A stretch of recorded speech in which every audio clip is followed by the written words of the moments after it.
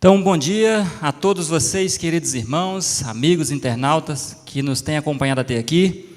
Quero também desejar a todos um feliz sábado na presença do nosso Deus e do nosso amado Salvador Jesus. Bom, nós estamos falando, como já foi dito, desde quarta-feira, sobre as evidências do fim. Nesse mundo, há muitas evidências do fim, mas nós especialmente iremos falar de algumas delas que são mais destacadas, são mais visíveis, são mais reais e mais impressivas. Então, dentre essas evidências do fim que estamos falando, que vamos falar, continuar falando esses dias, iremos falar dessa de hoje, o último período da igreja. É uma evidência do fim. O último período da igreja, período esse em que nós vivemos, evidencia que o fim está próximo, bem próximo. Bom, queridos irmãos, em Apocalipse capítulo 2, capítulo 2 e capítulo 3, é descrito ali os 7 períodos da igreja cristã em todas as eras. Contando a partir do primeiro século, ali começa. São eles, Éfeso, nós encontramos, esse é o primeiro período, que durou do ano 27 até o ano 100. Éfeso significa desejável. E como foi desejável esse período? Esse período foi o período da igreja na sua fase mais pura, mais elevada, mais nobre, mais santa, podemos dizer assim. Por isso que Éfeso recebeu esse nome, que significa desejável. Encontramos o segundo período, que é Esmirna. Esmirna vai justamente a partir do ano 100 até o ano 323. Em Esmirna, há um fator curioso. O nome que cada período leva tem realmente tudo a ver com o caráter do povo que vivia. Esmirna significa perfume suave. Em Esmirna, a partir do ano 100, o Império Romano, na pessoa de Trajano, desencadeou uma perseguição intensa e cruel para cima da igreja cristã. E essa perseguição, ela matou centenas e centenas de pessoas diariamente no Coliseu e também em outros lugares. Eram mortos os cristãos aos punhados. E a morte desses cristãos, queridos irmãos, subiam para Deus, morriam fiéis naquela bendita verdade que eles tinham, subiam para Deus como um perfume suave, porque eles morriam firmes, eles morriam convictos em que criam. Por isso, eis o significado do período perfume suave, Esmirna. Passando Esmirna, chegamos ao período de Pérgamo, que foi a partir do ano 323 até o ano 538. Pérgamo significa elevação, e tem tudo a ver com o seu período. A partir do ano 323, a igreja cristã começa a decair espiritualmente. Com a conversão de Constantino ao cristianismo, que já estava meio apostatado, Constantino, junto com vários políticos romanos que veio para o cristianismo, porque tornou-se popular o cristianismo na época, e então a igreja começou a decair espiritualmente. E por isso houve ali uma separação. A igreja fiel, que não suportava mais as apostasias prevalecentes dentro da igreja cristã, retirou-se do meio dela e buscou uma elevação, afastando-se para os montes, afastando-se para as cidades e vilas pequenas. Portanto, Pérgamo significou elevação por isso. Era necessário elevar novamente a norma da realidade cristã que havia caído por terra. O quarto período, chegamos então a partir do ano 538. Esse período é o mais longo. Começando em 538 é Tiatira e vai até o ano de 1798. Você percebeu que esse período é o período que se estende à grande perseguição papal por parte do Império Romano religioso. Tiatira significa sacrifício de contrição. Como eu disse para você, o nome dos períodos tem tudo a ver com o caráter que eles vivenciaram. Nessa época, 538, começa aquela grande perseguição religiosa, agora por parte de Roma e Roma papal. E Roma papal, então, nesse período de 1260 anos, mata mais de 50 milhões de cristãos. Por isso que o nome desse período de Tiatira significa sacrifício. Milhões e milhões de pessoas foram sacrificadas por causa da verdade presente que eles tinham na época. E então atravessamos esses 1260 anos e chegamos ao período de Sardes. Sardes foi um período curto, o segundo período mais curto. Sardes foi de 1798 até 1833. E Sardes significa o que resta. Havia restado algumas pessoas que haviam passado pelo período anterior, Tiatira, e não haviam morrido, haviam conseguido esconder. E esse punhado de fiéis haviam restado, sobrado, para o período de Sardes. E assim, o período de Sardes atravessou também esses poucos anos, até 1833. Chegamos então em 1833, e aí chegamos no sexto período. Sexto período conhecido como Filadélfia. Período esse que foi o mais curto da história, de 1833 até 1844. Apenas 11 anos de duração esse período. Esse período, Filadélfia, significa amor fraternal.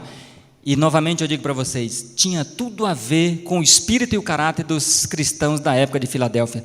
Em Filadélfia houve um reavivamento espiritual intenso, não somente na América do Norte, mas na Europa, também na Ásia e também chegou até a África.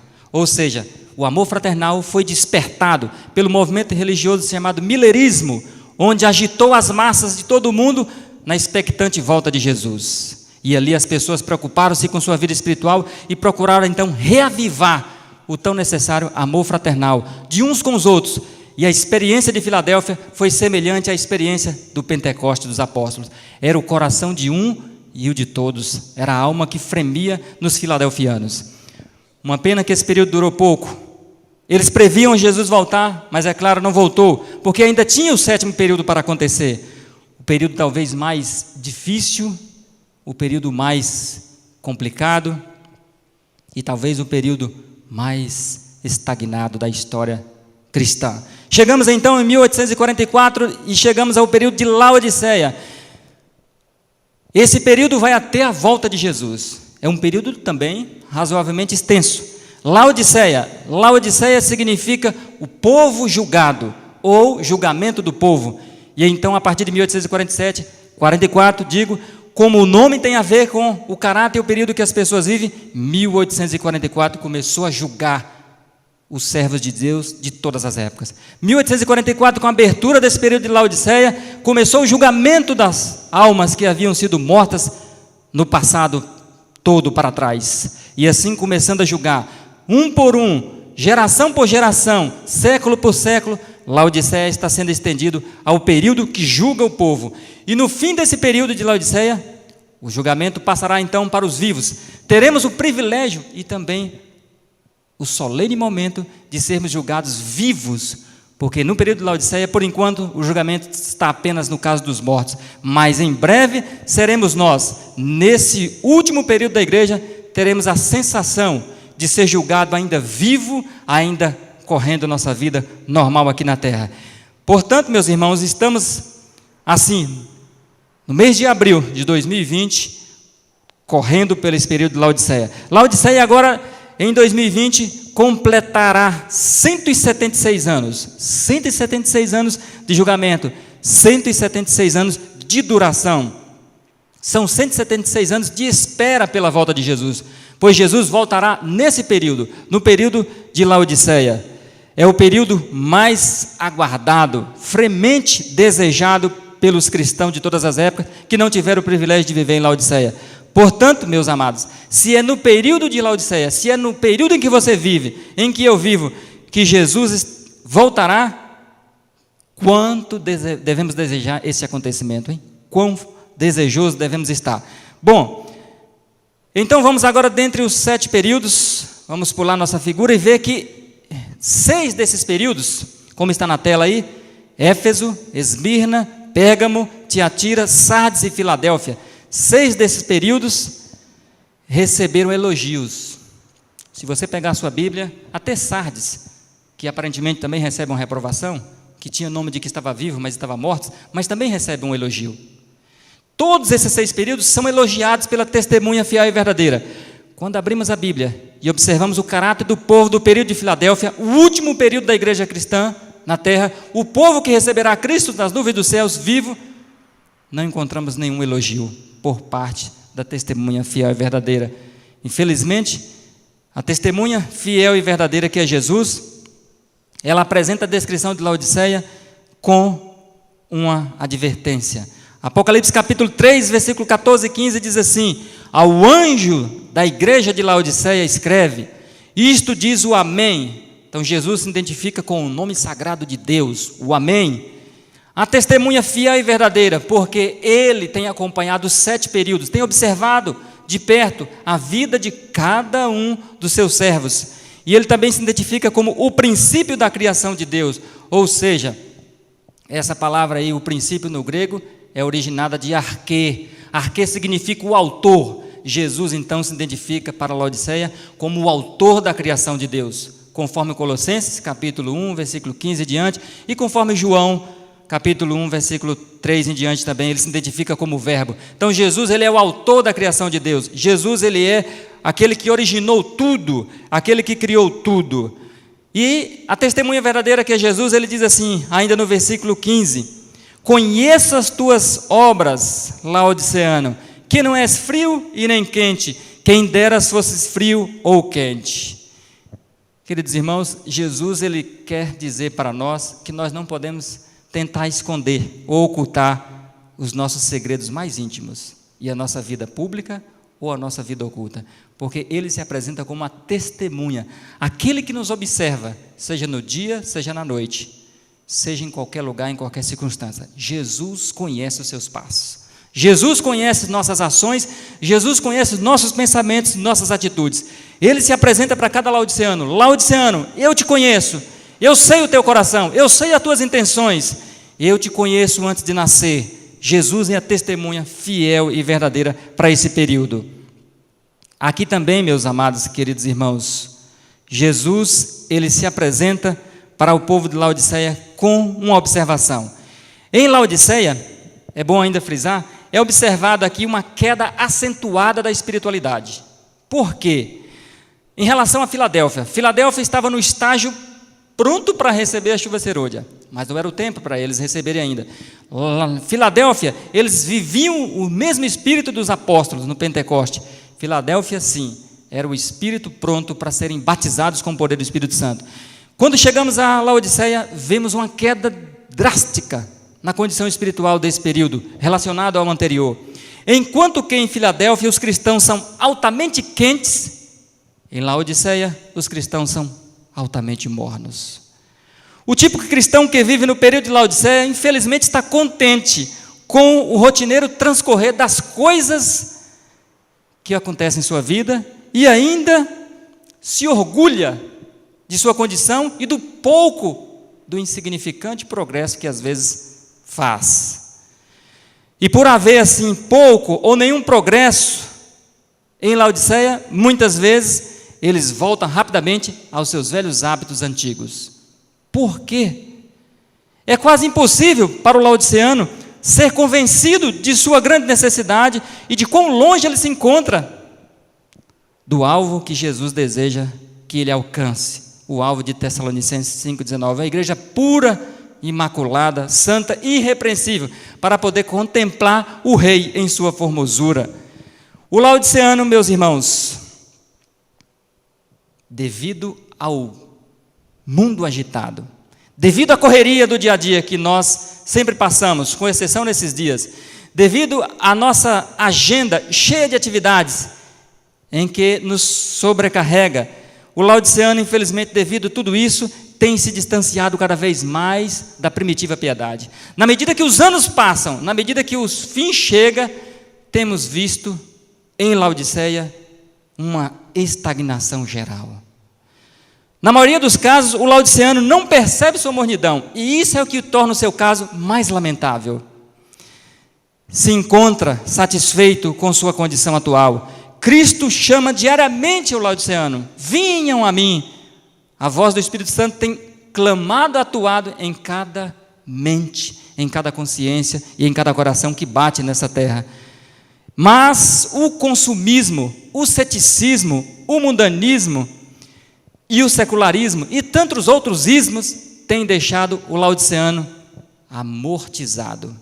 Não tem percebido que realmente seu amor tem esfriado. O chamado de Jesus para o laodiceano é para perceber sua condição, que é delicada, e perceber que realmente sua situação é mais grave do que ele imagina, mais complicado do que ele possa pensar. E isso, infelizmente, no laodiceano gera a sensação de conforto, a sensação de comodidade, gera nele também uma comodidade espiritual na vida de todos aqueles que habitam neste período e que vivem nessa fase da história terrestre. Mas Deus tem muito amor pelos laodiceanos. Deus tem muita misericórdia pelos laodiceanos, por todos nós que vivemos nesse período, porque somos laodiceanos dentro do período que vivemos. Não podemos nos enquadrar na condição do laodiceano, mas no período estamos nele. Deus permitiu que sobre o mundo abatesse essa paralisação geral, para poder assim, cada laodiceano se recolher em sua casa, cada laodiceano parar, ver e rever sua vida constantemente, como faziam os filadelfianos que aguardavam a volta de Jesus.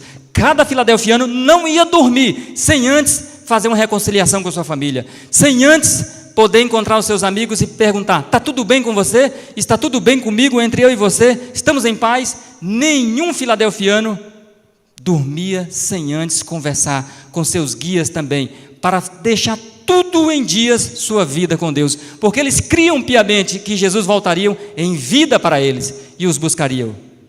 Esse mesmo Espírito era para ter conosco, laodiceanos, porque sim, no nosso tempo Jesus vai voltar e vai pegar os laodiceanos vivos, porque a promessa da profecia é essa. E então, meus irmãos, Deus permite que o mundo pare, que o mundo desacelere, para que nós possamos compreender as nossas graves e urgentes necessidades, nossa condição. Bom, o estado espiritual de Laodiceia. É muito famoso Laodiceia, há longo tempo, há longas eras, Laodiceia é conhecido como mornidão. E as pessoas até confundem, achando que o nome Laodiceia significa mornidão. Não, Laodiceia significa o povo julgado, porque é em Laodiceia que os vivos serão julgados, avaliados e aprovados no santuário. Portanto, Deus vem buscar um povo julgado. Jesus nas nuvens dos céus vem recolher, levá-los para o céu, trasladá-los vivos, um povo julgado, um povo avaliado, um povo aprovado. Mas Laodiceia se encontra nessa situação, mornidão. Infelizmente, Laodiceia e a mornidão que apresenta nesse período produz uma considerável diminuição do estado de vigilância de cada um, uma lentidão na reação dos caráteres de cada laodiceano e uma indecisão na vida, na mudança que se faz necessária naqueles que vivem nesse tempo. Se os cristãos que vivem no período de Laodiceia fossem frios, o Espírito Santo os alcançaria com mais facilidades, porque realmente reconheceria a sua extrema necessidade por estarem frios. Mas, infelizmente, por eles serem mornos, a situação é mais difícil, talvez, de entender e reconhecer sua perigosa condição. Vivemos no último período da história da igreja, mas a mornidão tem predominado nesse período, tanto dentro quanto fora da igreja. Tanto lá fora no mundo, as pessoas não têm interesse nenhum por religião, por Deus, por uma vida mais elevada, por uma vida mais santa. As pessoas não têm interesse por conhecer a palavra de Deus. Mas esse quadro também está presente dentro da igreja, no período de Laodiceia. Infelizmente, na igreja, muitos laodiceanos têm se tornado confortáveis, têm se tornado cômodos com a sua condição, a ponto de muitos não desejarem mudança de condição e alguns até se ofenderem, se a testemunha fiel e verdadeira chegarem para eles e dizer: arrepende-te, mude, transforme-se. Muitos talvez ficariam ofendidos de encarar a sua real condição que se encontram. Cristo apontou o quadro para o período de Laodiceia em que viveríamos, com as seguintes palavras de Mateus 24, 12. Jesus disse: por se multiplicar a iniquidade, o amor de muito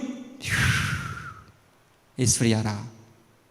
Nós muitas vezes pegamos esse versículo e aplicamos lá fora, como um sinal da breve volta de Jesus, que o mundo ninguém mais ama ninguém, que as pessoas matam e se matam por pouca coisa, porque não há amor. Só que Mateus 24, 12 é um sinal que se aplica dentro da igreja, não é para fora. Por se multiplicar a iniquidade, o amor de muitos laodiceanos iria se esfriar. Por quê? Se nota que Laodiceia vem de Filadélfia, e em Filadélfia o amor era vivo, era forte, era intenso.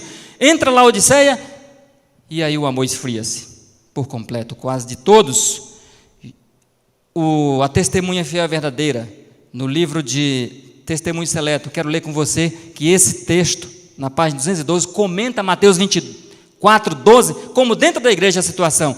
Cristo fala de uma classe de pessoas que caíram, percebem? De seu elevado estado de espiritualidade. Isso aqui não são os mundanos. Que declaração dessa natureza nos impressionem com solene, penetrante poder o coração. Laodiceia é um período da igreja onde temos visto o amor e a paciência de Deus estendido por longos 176 anos. Dia a dia, semana após semana, mês a mês, ano após ano, Deus tem demonstrado um amor incrível por Laodiceia, uma paciência tremenda por Laodiceia. Para os antediluvianos, ele só deu 120 anos. Para Laodiceia, já são 176 anos de paciência, de amor. Então ninguém pode dizer que Jesus não ama Laodiceia, que Jesus não ama os laodiceanos. Porém, os laodiceanos têm que corresponder a esse amor. O verdadeiro amor, irmãos, a Jesus, por parte dos laodiceanos, deve ser seguido de uma espiritualidade que continuamente avança em devoção, em entrega e em submissão à palavra de Deus. E isso, devoção, entrega e submissão, é tudo que não há em Laodiceia. Infelizmente, em boa parte dos laodiceanos, a devoção tem deixado a desejar. A submissão tem ficado para trás e a entrega tem sido retardada por anos. Apelos vai, apelo vem, e muitos laodiceanos ainda continuam estacionados.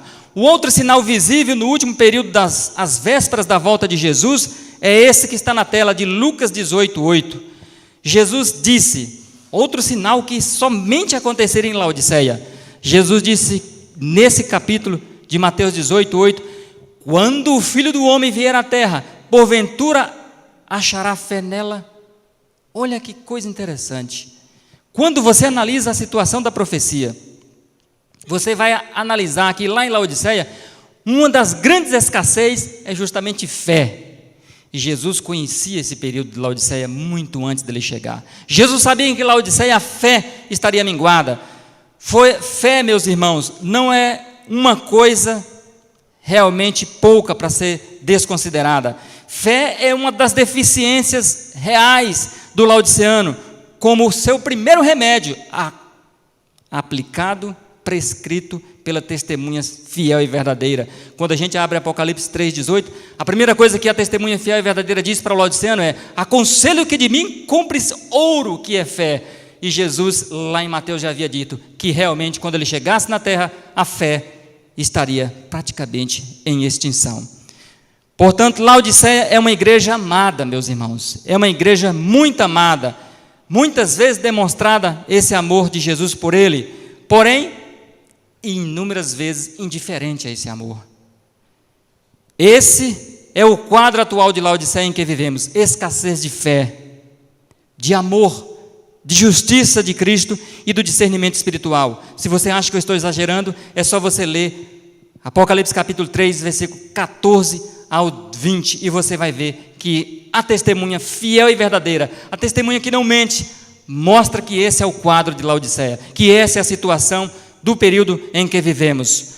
Portanto, Laodiceia é pobre em discernimento espiritual, Laodiceia é pobre na justiça de Cristo, Laodiceia é pobre na fé, Laodiceia realmente precisa urgentemente enriquecer-se, comprar. Só há uma esperança para os laodiceanos, só há uma esperança para mim como laodiceano e para você: reconhecer nossa condição.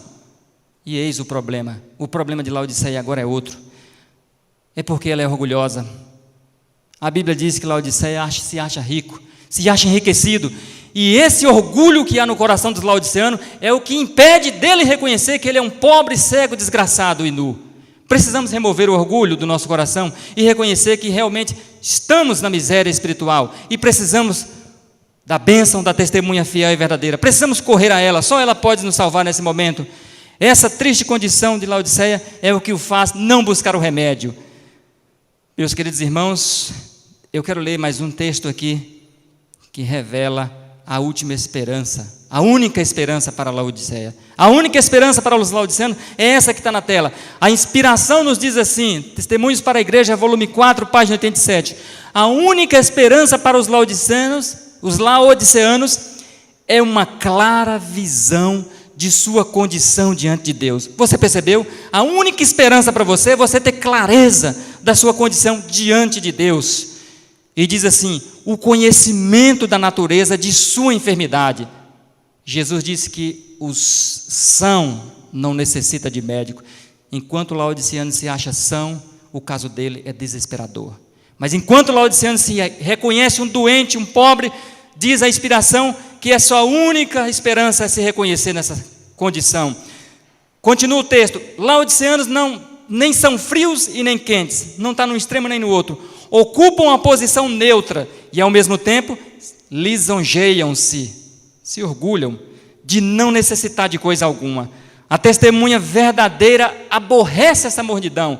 Jesus, irmãos, detesta a mornidão espiritual presente em Laodiceia. O texto continua dizendo, causa a Jesus desgosto a indiferença dessa classe de pessoas. O desgosto que é causado ao coração de Jesus por muitos laodiceanos, por continuarem e acomodarem e não responderem ao apelo e ao chamado da testemunha fiel e verdadeira. A maioria dos laodiceanos até tem consciência de suas necessidades. Você sabia disso? Os laodiceanos têm consciência de sua necessidade. Eles até sabem das mudanças que é necessário fazer em sua vida, dos abandonos que tem que ser feito. O laodiceano não é ignorante de forma alguma. Ele é duro de coração, mas ignorante ele não é. O laodiceano tem conhecimento, o laodiceano tem luz, o laodiceano sabe o que tem que fazer. Mas o problema dele é esse, não é a ignorância, é a lentidão nas mudanças. Portanto, meus irmãos, os laodiceanos precisam dar uma guinada em sua vida espiritual. É sua única esperança. O laodiceano é morno, mas não é ignorante. Ele até reconhece que precisa do remédio de Cristo que Jesus oferece. Porém, o que falta para ele? Falta-lhe a disposição, falta a vontade, falta o desejo de mudança. Falta realmente esse desejo em sua vida. Pois a natureza do laodiceano não está inclinada, de maneira nenhuma, não está inclinada a se entregar por completo a Jesus. Inúmeros apelos são feitos. Os laodiceanos se entregam, mas infelizmente não se entrega por completo. Dias passam e voltam novamente para os mesmos erros, porque a entrega não foi completa. A entrega completa é preciso crucificar o eu, é preciso morrer, ter a experiência dos discípulos, senão a entrega não será completa. O problema do laodiceano é isso, é que entrega uma parte do seu coração, mas não se entrega por completo, não se entrega todo nas mãos de Jesus, daquele que pode curá-lo. Só há esperança para os laodiceanos que nesse pequeno tempo de paz e reflexão que Deus está concedendo a cada um deles, ao ficar em casa, só há esperança para aqueles que buscarem urgentemente o remédio, que sentirem que estão prestes a ter um infarto espiritual, que sentirem a dor da veia congestionada e não aguentam mais e buscam o médico celestial e buscam a Jesus. Meus irmãos, Deus ama os laodiceanos, Deus ama a sua igreja, Deus ama os errantes laodiceanos, Deus tem um amor profundo por Laodiceia, pelo esse último período da igreja, e é por isso que Jesus, a testemunha fiel e verdadeira, tem lutado individualmente com cada laodiceano. A luta de Jesus é um por um, é entre ele e você. Você, laodiceano, tem sido o motivo das lutas de Jesus, dos choros, das lágrimas de Cristo e da sua intercessão diária. Por isso que você se encontra vivo, para realmente ter essa chance, essa oportunidade. Mesmo estando assim, numa condição que desagrada o Espírito Santo, mesmo estando numa condição que entristece, mas Jesus ama o laodiceano, não podemos esquecer isso. Deus quer salvar cada laodiceano, Deus quer salvar todos os cristãos do período de Laodiceia. Nenhum cristão é do interesse de Deus que se perca nesse período de Laodiceia. Por isso que ele luta com o laodiceano, por isso que ele não cessa de lutar com cada laodiceano em todo momento. O plano de Jesus para o laodiceano é dar-lhe a vida eterna, é que se assente no trono com Jesus e venha reinar com ele, ser sacerdote e rei com Cristo. A vontade de Deus não é que nós venhamos nos perder, que Laodiceia venha ser entregue ao esquecimento. Deus não tem prazer na morte de ninguém. Deus não deseja que ninguém venha a se perder, mas que arrependam-se, que os laodiceanos abandonem seus caminhos e venham a se salvarem. Portanto, meus irmãos, é por isso que o Espírito Santo chama, convida, clama e implora na consciência de cada laodiceano. Fala diariamente, ao deitar na cama, por sonhos para alguns, ao andar na rua, ao tirar a paz de outros, ao dormir ansiosos e acordar sem saber o que vem pela frente e com medo da morte, e com medo do amanhã e com medo com os sinais que o fim está demonstrando. O Espírito Santo continua a lutar com você, laodiceano, continua a lutar comigo dia a dia, e por isso é que o Espírito Santo não te abandona, até que você possa ouvir a sua voz. Apocalipse 3,18 diz assim: essas são as palavras da testemunha fiel e verdadeira para o laodiceano. Esse texto é exclusivo para o laodiceano. Diz assim o texto: aconselho-te, laodiceano, que de mim compres ouro refinado no fogo, que representa uma fé que enfrente as provas e fique firme, para que você se enriqueça. Então, laodiceano, você tem que reconhecer que você é um pobre. Continua o texto: e vestes brancas, que é a justiça de Cristo, para que você vistas e não seja vista a vergonha da tua nudez. Não podemos nos comparecer no juízo, laodiceano. Eu e você que vamos ser julgados vivos, não podemos comparecer com a nossa própria justiça. Seremos completamente reprovados. Por isso precisamos dessa justiça para comparecer diante do tribunal. Essa justiça é uma justiça que nos leva à obediência plena aos mandamentos de Deus. A justiça de Cristo não aceita nenhum pecado no nosso caráter. E continua dizendo para o laodiceano o remédio. E ainda, laodiceano, colírio para ungires os teus olhos, a fim de que vejas o discernimento espiritual. O laodiceano precisa, como nunca, discernir as coisas nesse tempo atual que vivemos. Porém, queridos irmãos, esse conselho está há 176 anos clamando para cada um de nós. 176 anos, aconselho-te, aconselho-te e aconselho-te. Porém, há um limite. Nessa próxima figura, vemos aí o texto do livro Desejado de Todas as Nações. Esse texto sempre me impressionou, desde quando eu li pela primeira vez. Página 587, há um limite na paciência de Deus. Em todos os séculos, se concede aos homens seu período de luz e privilégios. No caso para nós hoje, Laodiceia. Um tempo de prova em que se podem reconciliar com Deus. O seu tempo está findando, mas ainda você tem esse tempo. Há, porém, um limite a essa graça. A misericórdia pode interceder por anos, são 176 anos, e ser negligenciada e rejeitada. O fato de Jesus não ter voltado ainda é porque essa misericórdia tem sido rejeitada. Porque o dia que ela for de coração aceita pela maioria dos laodiceanos, Jesus Cristo volta, pois assim está escrito. E continua dizendo: vem, porém, o tempo em que essa misericórdia faz sua derradeira súplica. Tem um limite para você. O coração torna-se o quê? Tão endurecido que cessa de atender ao Espírito Santo de Deus. Então a suave e atraente voz não mais suplica ao laodiceano pecador. E cessam as reprovações e a advertência. O tempo está acabando, irmãos. Para todos. E para o laodiceano, muito mais. O último período da igreja está chegando ao fim. Finalmente estamos chegando ao fim. Estamos perto, muito perto de entrar em momentos mais difíceis ainda do que esses que estamos enfrentando. E mais ainda estamos perto de ver o rosto de Jesus em glória. Estamos perto de ouvir aquelas palavras que Jesus vai dizer quando julgar o último laodiceano. Está feito. Quem é santo, continue a santificar-se mais ainda. Quem é justo, continue na prática da justiça. E quem é sujo, continue na sua sujeira. Quem é imundo, continue na sua imundícia. Breve ouviremos o está feito, e é em Laodiceia que ouviremos essa palavra. É para os laodiceanos que ouviremos está feito. Querido irmão laodiceano, precisamos experimentar as chamas ardentes e convertedoras do Espírito Santo em nossos corações, para você não ter que experimentar as chamas terríveis e quentes do juízo final. É muito melhor experimentar as chamas do Espírito Santo. Queridos irmãos laodiceanos, precisamos ver a face de Jesus hoje e sermos transformados para sempre, antes que venhamos ver a sua glória nas nuvens dos céus e venhamos pedir para as pedras nos soterrarem. Mas, infelizmente, há um grande paradoxo em Laodiceia. Há um grande contraste em Laodiceia. Sabeis qual é esse contraste? Apocalipse 3, 21 nos diz: ao que vencer, né? Apocalipse 3,18 nos diz: ao que vencer, dar-lhe-eis sentar no meu trono. E de um lado encontramos então os laodiceanos vencedores, que venceu nessa época, que lutou e venceu pela graça de Cristo. Mas também, em outro texto, de Apocalipse 3,16, vemos o outro lado da história, o outro grupo de laodiceanos, que não teve um bom fim.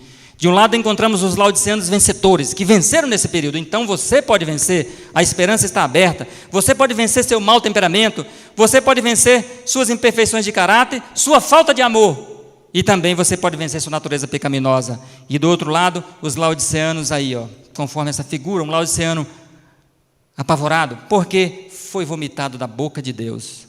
É um quadro dramático para a Laodiceia. De um lado os laodiceanos vitoriosos, do outro lado laodiceanos que foram vomitados. Por quê? Por que esse grupo de laodiceanos foram vomitados? Porque eles pararam de lutar, porque eles se acomodaram na sua condição. Mornos estavam e mornos continuaram. Infelizmente, eles não procuraram as mercadorias celestes, a fé, o discernimento espiritual e a justiça de Cristo. Infelizmente, há em Laodiceia pessoas que não mudarão. Muitos laodiceanos são comparados à figueira estéril da parábola. Figueira que não produziu frutos, figueira que não mudou, figueira que não houve mudança, que não houve transformação. E, portanto, há dois grupos de laodiceanos. Um de um lado: vinde bendito de meu Pai, e entrai no reino que vos é concedido e prometido desde a fundação do mundo. E outro grupo de laodiceanos: afastai-vos de mim, porque eu não vos conheço. Queridos irmãos, em Laodiceia enfrentamos então essa crise. Quero chegar à conclusão desse estudo dessa manhã. Como você vê na figura, Laodiceia é o único período da história do mundo que se enfrenta uma crise de identidade. Como assim? Uma crise de identidade você está enfrentando? Eu estou enfrentando? A igreja de Laodiceia, o povo de Laodiceia enfrenta essa crise de identidade. Não sabem mais quem são. Para ter noção dessa crise de identidade, eu quero ler para vocês uma mensagem que eu recebi no meu WhatsApp. No final do ano passado, em dezembro. Eu entendi aquela mensagem. A pessoa que mandou para mim não queria me dar uma lição de moral. Eu entendi. Como líder da igreja, eu digo assim. Mas eu entendi que era o clamor de um laodiceano que suspira e geme pelas abominações que comete no meio dela. A mensagem dizia assim, que chegou no meu WhatsApp: de repente, tudo mudou. No passado, não usávamos esmaltes coloridos, nem joias ou batons, não bebíamos café ou bebidas cafeinadas, tampouco ouvíamos música com bateria. As roupas cobriam as panturrilhas e o busto. Não frequentávamos cinemas, nem assistíamos novelas ou séries mundanas, que não tem nenhuma edificação. Não andávamos na rua de bermuda. Tínhamos receio de furtar o dízimo do Senhor, só em pensar causava medo. O sábado, o santo dia do Senhor, era um dia diferente. Não era passado de forma ociosa. Ou estávamos no trabalho missionário, ou na igreja, assistindo a um bom estudo, velhos tempos que não voltam mais, ou estávamos numa liga juvenil, ou com as nossas famílias, arejando num parque. Éramos pontuais na escola sabatina. Os jovens se resguardavam em sua castidade e temiam namorar em locais duvidosos. Não torcíamos para times e nem jogávamos futebol. Não tínhamos partido político e nem apoiávamos nenhum candidato. Éramos apartidários. Mas, de repente, tudo mudou. Sutilmente, tudo mudou. Lentamente, tudo mudou. Diante desse quadro, que tudo mudou, infelizmente, o laodiceano não pode aceitar, senão ele estará perdido, completamente perdido. E ele não pode se enquadrar nesse quadro de que tudo mudou. O laodiceano, Deus espera que ele se reavive e realmente venha diferenciar, fazer uma diferença na igreja e no mundo. Portanto, meus queridos irmãos, Laodiceia é um quadro crítico, mas há esperança para Laodiceia, para aqueles que apossarem da misericórdia de Deus. Laodiceia, como eu disse para vocês, é uma crise de identidade. Laodiceia é o único período em que as pessoas estão vivendo na pele. Isaías 5:20, marque e leia na sua Bíblia. Diz assim: ai dos que chamam bem mal, e dos que chamam mal bem, que fazem das trevas luz e das luz trevas, e que fazem do amargo doce e do doce amargo. Em Laodiceia há uma confusão mental, bíblica, psicológica, teológica. Ai de Laodiceia, ai dos laodiceanos, um ai pesa sobre nós. Queridos irmãos reformistas, Deus pede mudanças radicais, urgentes e autênticas em Laodiceia. Para todos nós, nosso tempo está se acabando, nossas oportunidades como igreja estão se esvaindo, como indivíduo também está indo embora, está se esgotando. As cenas finais serão rápidas e esperamos que sejam rápidas mesmo. Nós não podemos ficar mais na cadeira de balanço. Enquanto eu e você, laodiceano, estamos nesse momento escutando a advertência da testemunha fiel e verdadeira, enquanto estamos aqui nesta manhã, o Espírito Santo sussurra o último texto dessa manhã para você: eis que estou à porta e bato. Se alguém ouvir a minha voz e abrir a porta, estarei em sua casa, entrarei em sua casa, e com ele cearei e ele comigo. Esta é a porta do seu coração. Esta é a porta da sua alma. Esta é a porta que vai te conduzir à salvação. Enquanto finalizamos essa mensagem, Jesus continua dizendo: eis que estou à porta e bato. Eis que estou à porta e bato. Que você abra a porta do seu coração, que Cristo possa entrar e transformar, laodiceano, a sua vida de uma vez por todas. Amém.